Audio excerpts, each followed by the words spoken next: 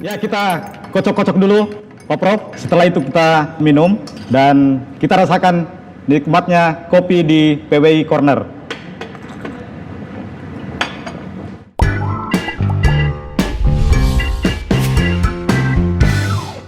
Saya ingat ketika pemilihan rektor periode kedua, ada sesuatu yang sangat menarik menurut saya. Ketika Pak Prof mendapat suara 100%. Artinya, lawan pun memilih Pak Prof. Ini kiat suksesnya seperti apa, Pak Prof? Tadi saya sudah singgung bahwa kalau mau mengajak teman-teman dalam satu organisasi bersama-sama menuju sukses, satu visi, satu pikiran, buktikan dulu apa kerja. Satu kali periode, 4 tahun, itu kan terbukti saya, Pak. Tentu bersama teman-teman, saya tidak pernah kalian sendiri. Bersama teman-teman, tapi saya nakodanya. Sama-sama, ayo kita bangun UNM dengan baik. Apa yang kita harus lakukan, mari kita kerja cerdas, kerja yang betul-betul memang bisa membawa UNM lebih baik. Akhirnya itu terbukti. Ketika terbukti satu periode dan masih saya mau periode kedua, tentu tidak logis kalau tidak orang memilih semua. Apa yang kurang? Kan saya selalu bilang apa yang kurang. Ayo kita benahi yang kurang. Untuk yang kita capai satu periode itu lebih dari yang sudah menembus batas. Batasnya mestinya di sini sudah ditembus itu batasnya. Kalau begitu ya, apalagi teman-teman mengatakan kalau beliau masih mau, saya maksudnya, ya kenapa harus? Nah, ini juga ketika saya diwawancarai Pak Kementerian waktu jelang periode kedua, itu bicara ini UNM mau dibawa kemana? Saya katakan setahun yang lalu saya sudah launching menjadi kampus entrepreneur untuk memberi kontribusi bagi pelahiran atau menghadirkan sumber daya manusia yang berkualitas unggul untuk Indonesia maju. Itu kata kunci. UNM ini saya bawa ke situ. Kementerian itu sangat mengapresiasi. Jadi menteri itu 100% juga saudara. 100%. Teman-teman juga di UNM 100%. Calon pun memilih saya karena sudah logikanya loh. Mau bertahan di satu suara. Akhirnya semua 100%. Dan ini lebih tinggi nilai bobotnya, Bapak dan Ibu pemirsa yang saya hormati, lebih tinggi nilai bobotnya daripada aklamasi. Aklamasi itu masih ada orang mengatakan, saya sebenarnya tidak pilih proposal, tapi karena mayoritas saya kalau ini pribadi-pribadi, nggak ada yang ditemani dia. Dia betul. Konstruksi pikirannya bahwa kalau kau mau menjadi bagian dari proses kemajuan, proses membawa UNM dan berkontribusi bagi negara ini, tidak ada pilihan lain kecuali proposal. Artinya sudah terbukti. Tapi kan Pak Prof, di awal-awal periode pertama kan itu di demo terus. Kalau periode pertama itu Pak, Bapak belum saya baru mencalonkan itu, istri saya bilang, tidak usah Pak, berhenti orang itu demo munculkan itu bahwa Bapak koruptor. Muncul itu, saya koruptor apa aja saya. Saya nggak pernah ngambil uang yang bukan uang saya Pak. Waktu itu dihantam terus. Saya tidak tahu berpihak di situ banyak aman. Waktu itu tapi yang lain yang memang dihantam sampai istri saya itu Pak, jujur saya bilang, istri saya itu dia haid sebelum waktunya. Karena dihantam terus tiap hari. Karena mungkin stres ya? Stres. Jadi karena itu istri saya bawa mobil sendiri, dia ketemu di lampu merah itu, ditawari bilang koran leper koran. Ya di ada foto saya di situ. Bu ini koruptor. Ini saya saya tawari. Stres dia Pak. Stres. Jadi kalau masuk koran setiap pagi, dia tidak baca itu langsung buang.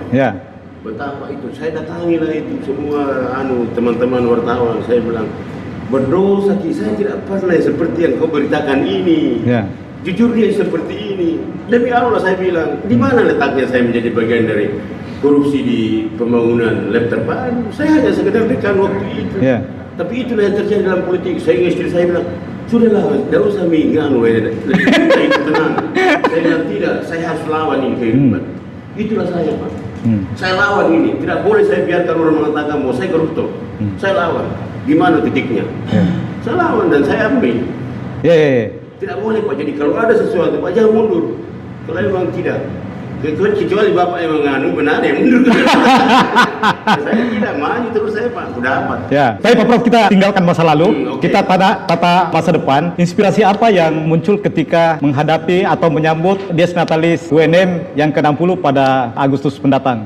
Dalam rangka 60 tahun ini, yang saya maknai di situ bahwa perjalanan IKIP bagi teman-teman yang alumni dan para pemirsa yang ingin memahami UNM itu, nanti tahun 99 zamannya Presiden Habibie, lalu berubah menjadi IKIP menjadi UNM. Ya. Di antara 12 IKIP pada waktu itu, IKIP Ujung Pandang itu termasuk 4 pertama. Itulah sebabnya mahal itu.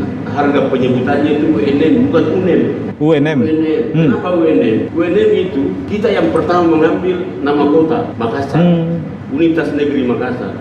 Ketika periode berikutnya dari IKIP yang lain mau menjadi universitas, misalnya yang kotanya itu M awalnya, misalnya Manado, tidak bisa dia UNM Manado, Universitas Negeri Manado, yang ada Unima. Karena sudah ada di UNM. Dari mana UNM? Jangan di Ini baru saya tahu ini. Tahu ya? Ya.